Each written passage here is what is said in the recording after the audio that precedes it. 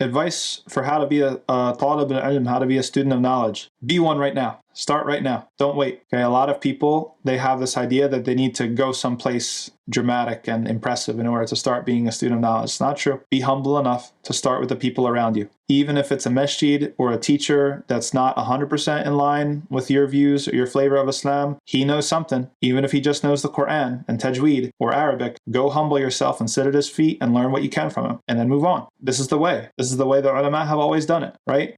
How the shaitan will stop you is the shaitan will get you distracted and give you excuses not to. Well, these guys, they're from this sect over here, they're from this group over here, and they're not on the haqq, and they're not, this and that and the other, and then all of a sudden years go by, and what have you done really, right? And there's limits to that. There's limits to that. I'm not saying just to go sit with anybody, right? There's limits. But if we're talking like Sunnah, Ahlul Sunnah, you believe in the Quran, you believe in the Sunnah, okay, right? Then there's room. There's room to take somebody as your Quran teacher, your tajweed teacher, right? You don't have to be splitting hairs at this point. And then just keep moving and finish things. Finish things. That's a huge thing with students of knowledge, is that they don't finish things. You start one book and then you stop because you jump over to this other sheikh who's doing this other thing, then you're going to stop, then you're going to go over here, and you've done a couple pages from 10 different books and you haven't finished anything. This is the trouble with YouTube too, where you're the one in the driver's seat making sort of your own playlist for ilm. You need someone who's going to put you on a program. Beginning, middle, advanced. 1, 2, 3, 4. Rungs on the ladder. And you need to be able to be aware of two different types of people and stay away from both of them. One is a type of person who's going to waste your time and make you feel like you can't ever advance. And they're going to be like, oh, it's going to take you 10 years and you have to study 30 books in order to just be, in order to wipe the sweat from your sheikh's forehead. That's extreme. Come on. That's too much. This person's a gatekeeper.